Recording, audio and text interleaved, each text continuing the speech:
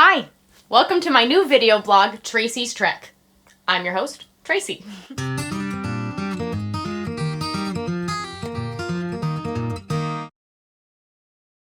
So our stake announced last week that we're going to be going on Trek this summer, and they had some of the older kids talk about how it was this amazing, life-changing experience.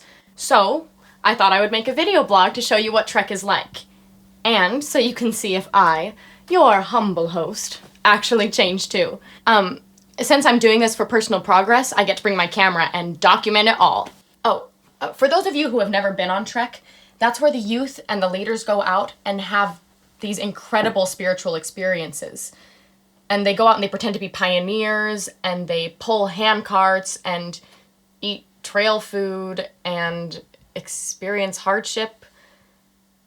And it's supposed to be really wonderful. Which brings up the question, how hard is it going to be? I mean, I'm not in bad shape. I don't know what shape I am in. And I don't want to embarrass myself. So, how hard is it going to be? And can I do it? Well, we're going to have an orientation meeting next week, and I guess I'll ask that question.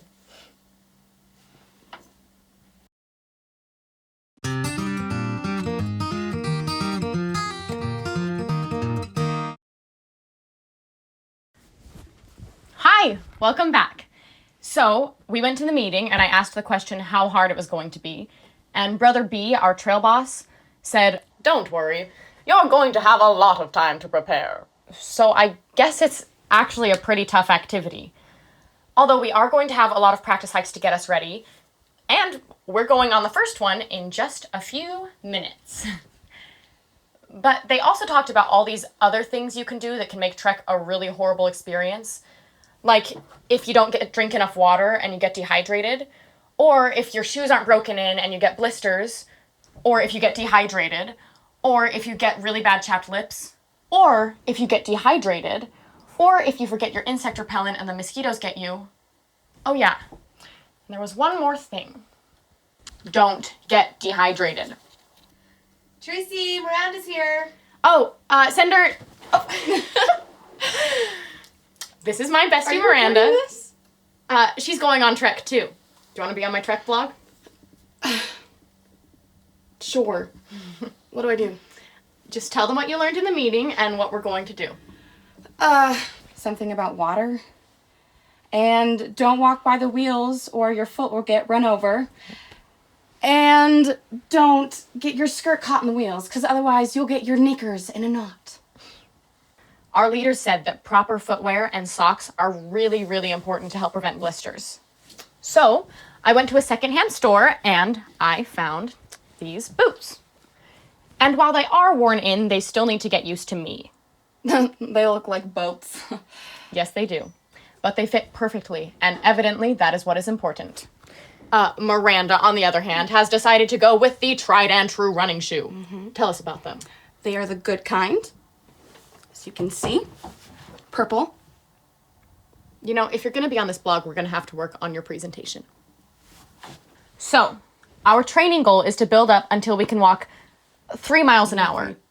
Some people say 4 miles an hour. And I guess if you can walk that fast, then once we get on Trek with all the people pulling handcarts and walking, then we won't be going quite that fast, but I guess we'll be fine. What do you think, Miranda? Thank you, Tracy. Well, 3 miles per hour doesn't sound fast, but if you had to do it for several hours, 3 to 4, well, that could be a challenge. Oh, it's okay. Right. So we have to train until we can walk several miles an hour, and we need to start breaking in the boat boots. The boat boots. So, to prove that, we are going to go hike to find out what it's like. All for now. Bye.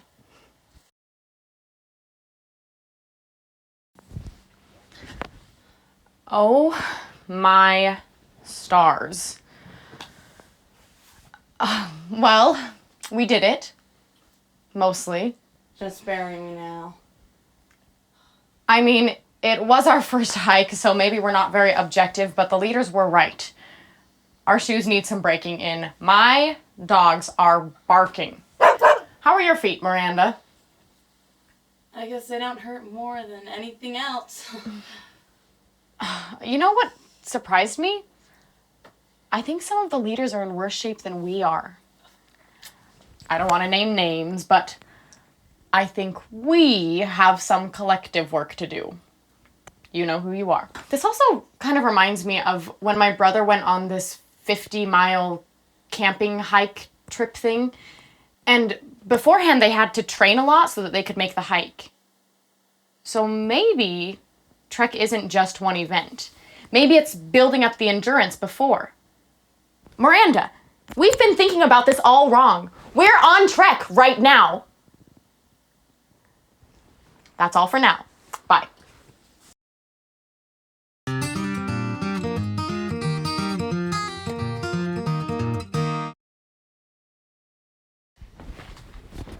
Hi, welcome back to Tracy's Trek. I'm Tracy. And I'm Miranda. So last episode seemed like a little bit of a downer. Just bury me now. But we've been going on more hikes and we're getting much better. Yes. It's not as bad. Not as bad as when she was laying on the couch whimpering after the first one. I did it for dramatic effect. Okay. It has been nice to get into better shape. I like being stronger. I do too. And some of the leaders have been able to keep with us pretty easily now too. Speaking of our leaders, they told us to try and find some pioneer ancestors so that when we go on Trek, we can think about them when we walk. Right, but my parents joined the church, so we don't know who our pioneer ancestors are or if we have any. And I don't have any either. But so our leaders told us about this really cool website, the Overland website. And that's where you can look up real records of people who went on Trek. And we found 2 sisters. Sarah and Emma James. Mm-hmm. And the really cool thing about these sisters is they're about our age. So people just like us did what we're going to do. They're not exactly our age. Emma was 16 and Sarah James was 19. So I will be going as Emma. Oh, no. I'm going as Emma. I'm not going as the old one. She's 19 years old. I saw a thing where it said the 19-year-olds were listed as spinsters. Well, we will work this out and get back to you. That's all for today.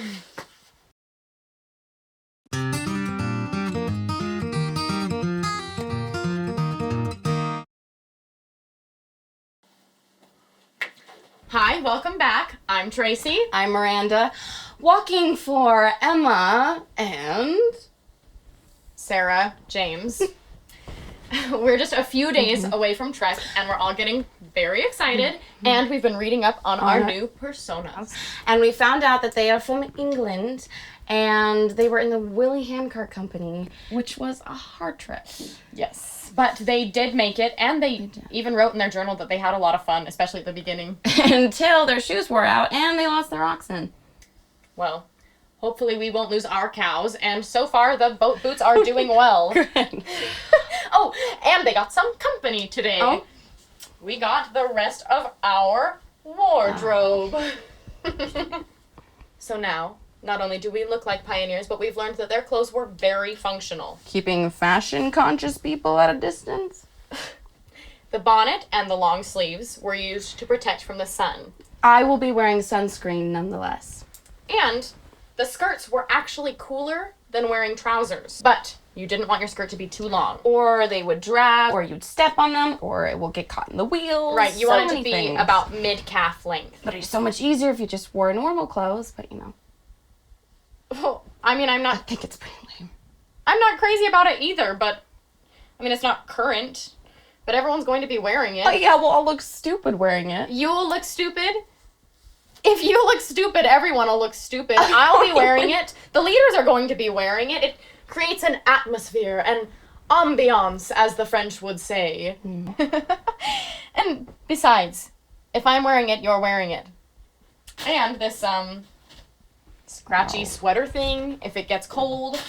And this rain thing, if it gets wet. And these inny skinny socks with these, thick hockey sockies to protect from blisters. Did you really think that you would be Emma James crossing the plains in her neon high-tech synthetic clothing? Plus, we have to protect our eyes, too. Emma and Sarah James must protect their eyesight as they travel across the blinding heat of the wild, wild west. It won't be so bad. Not so You're bad. wearing them too.